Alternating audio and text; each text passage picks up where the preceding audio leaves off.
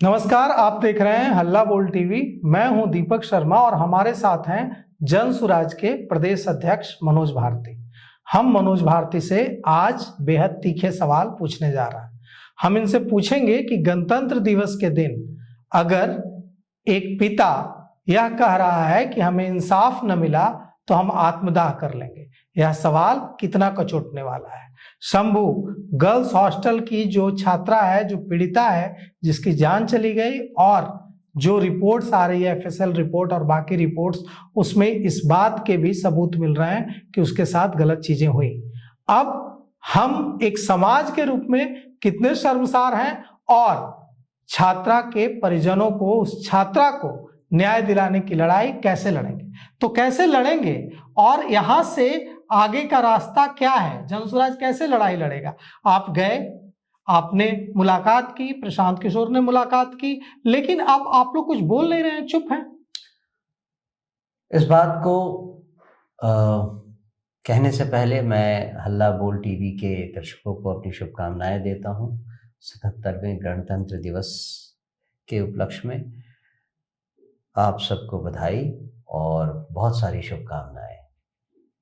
लेकिन जैसा कि अभी दीपक जी ने कहा, जिस गणतंत्र के सपने 75-77 साल पहले देखे गए थे, अभी तक वो असल में हमारे सामने आ नहीं पाया है।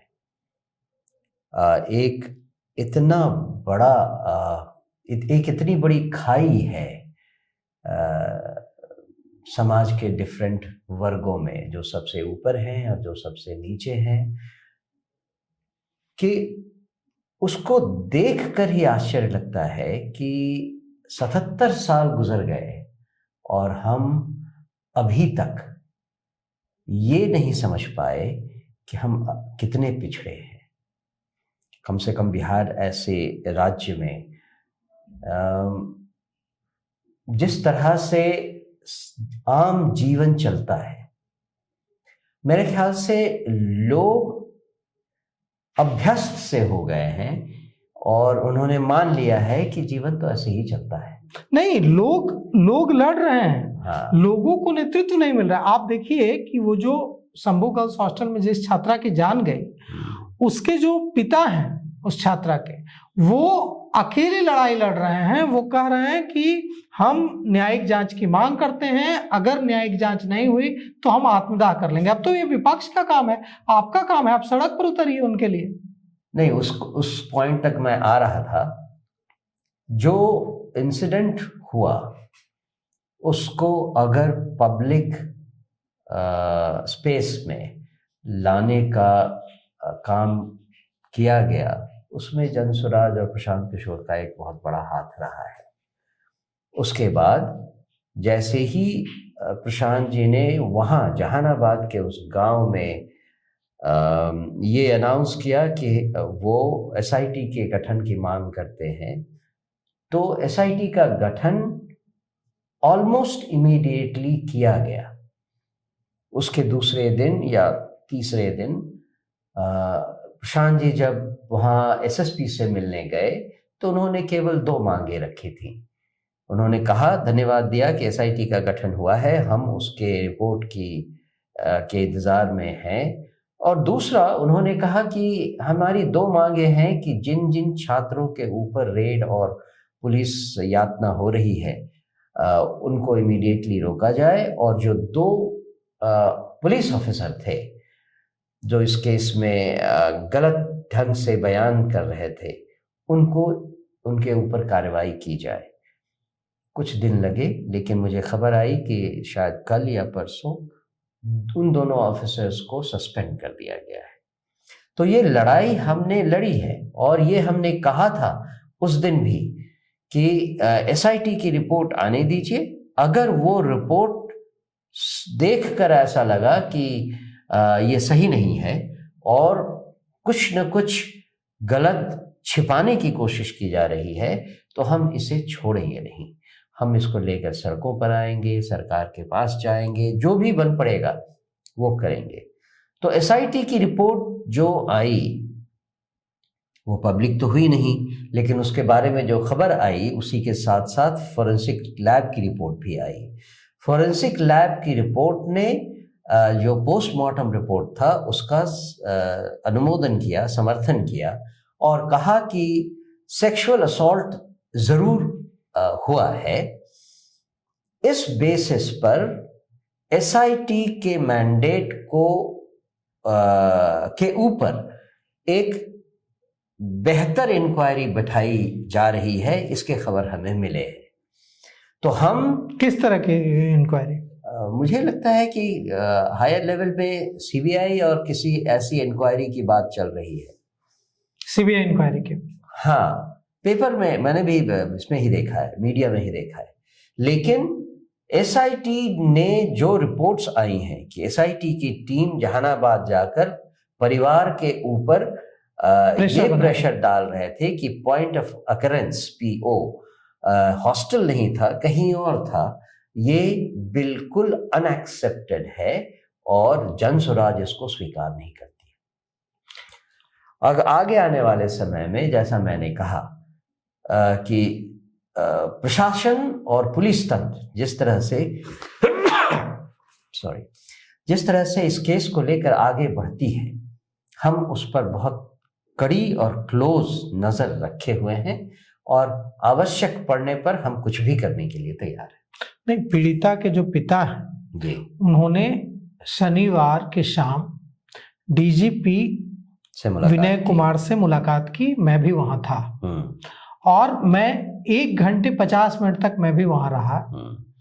1 घंटे 50 मिनट तक डीजीपी विनय कुमार और पीड़िता के पिता और परिजनों की बंद कमरे में बातचीत हुई और उसके बाद फिर बयान आया है।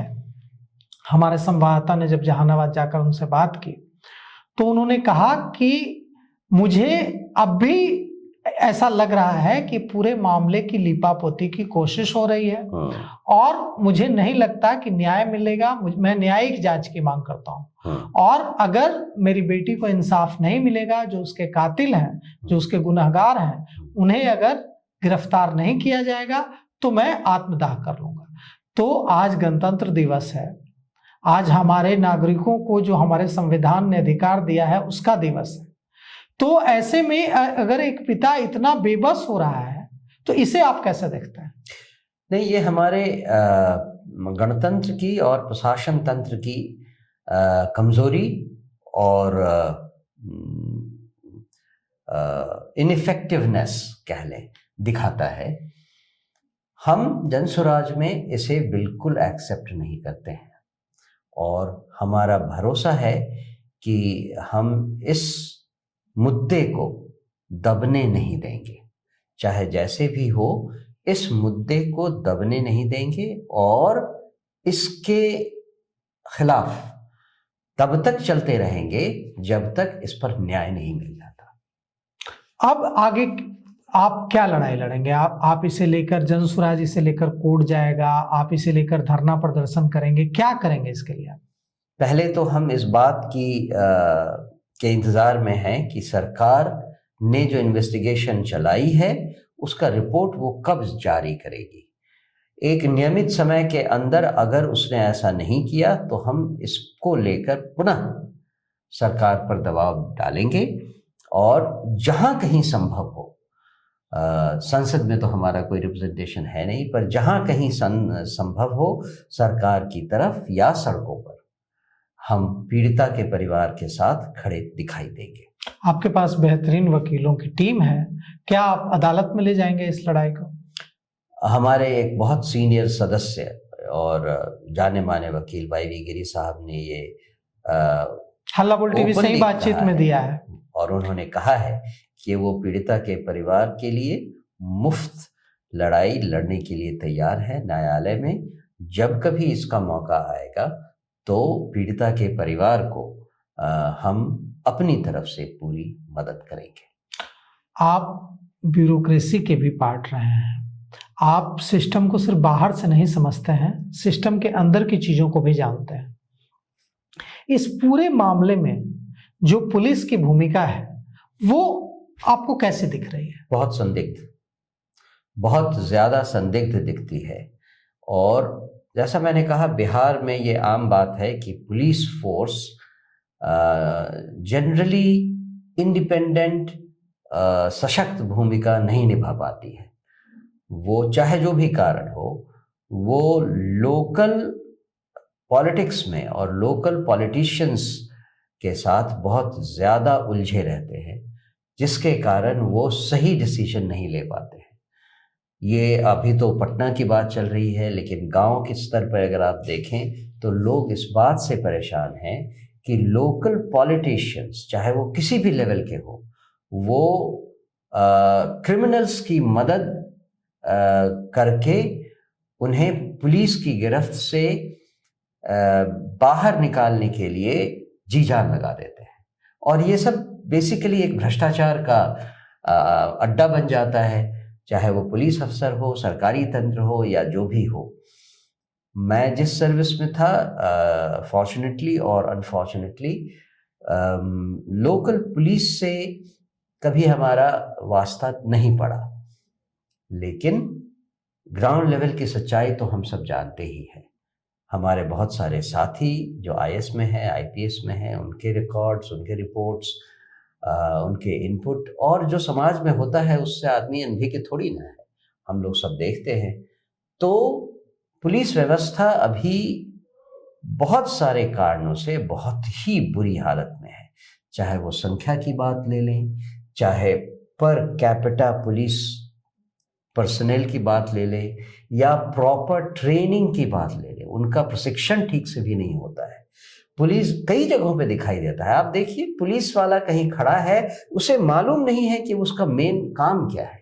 इस मामले में यह भी सामने आ रहा है कि कई लोगों ने, कुछ सांसदों ने भी विपक्ष के यह बात उठाई है कि इसमें कुछ पॉलिटिशियंस के हाथ हो सकते हैं या पॉलिटिशियन के बेटों के हाथ हो सकते हैं, और ऐसे आरोप लगाए गए हैं कुछ सांसदों के द्वारा। नहीं, जिस तरह से इस घटना को दबाने की कोशिश की जा रही थी, और जैसा कि हम जब गए जहानाबाद गांव में, तो पीड़िता की मां ने कहा हमसे कि जो हॉस्टल सुपरिंटेंडेंट थी, उसने कहा कि जितने पैसे चाहिए आपको हमसे ले लो, पर और कुछ मत बोलो। तो इससे साफ पता चलता है कि कुछ बड़े लोग इसमें इन्वॉल्व हैं। और पटना में हॉस्टल्स की हालत इतनी खराब है, पर्टिकुलरली गर्ल्स हॉस्टल की, मतलब मुझे ये बात जो लॉजिकल है वो समझ में नहीं आती। दुनिया में कहीं चले जाइए, अगर कहीं हॉस्टल है तो उस हॉस्टल को बनाने के लिए एक नॉर्म होता है, एक लॉबी होनी चाहिए, सीसीटीवी होना चाहिए, उस हॉस्टल के अंदर कोई मेल मेंबर नहीं जा सके इसका प्रोविजन होता है। जिसके भी कोई रिलेटिव आते हैं, मेल रिलेटिव आते हैं, लड़की को या उस हॉस्टल में रहने वाले को बाहर बुलाकर उनसे मिलवाया जाता है रिसेप्शन के एरिया में। ऐसा करने में सरकार को क्या प्रॉब्लम है? जहां कहीं उन्हें खबर है कि हॉस्टल, एक गर्ल्स हॉस्टल चलाया जा रहा है, उसकी रिपोर्ट क्यों नहीं ली जाती है कि एक रिसेप्शन एरिया होना चाहिए, सीसीटीवी कवरेज होना चाहिए, उसके रिकॉर्ड्स होने चाहिए, कौन आता है, कौन कब जाता है।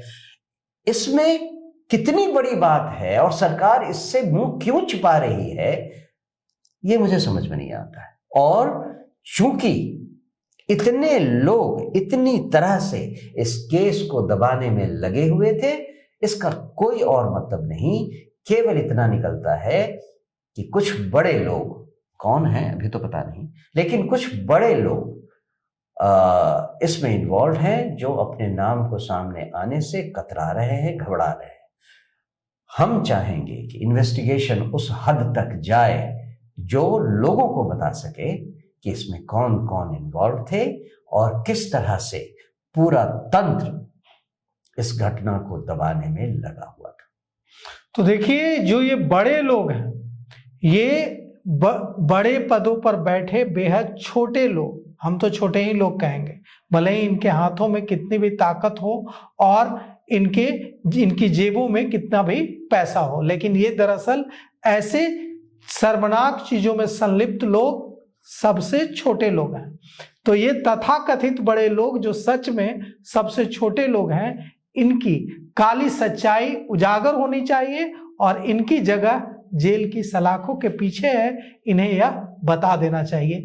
इसकी जवाबदेही हमारे समाज की भी है, इसकी जवाबदेही पुलिस की भी है और इसकी जवाबदेही हमारे विधानसभा और संसद में जो हमारे प्रतिनिधि चुनकर गए हैं उनकी भी है। तो फिलहाल इस पेशकश में इतना ही।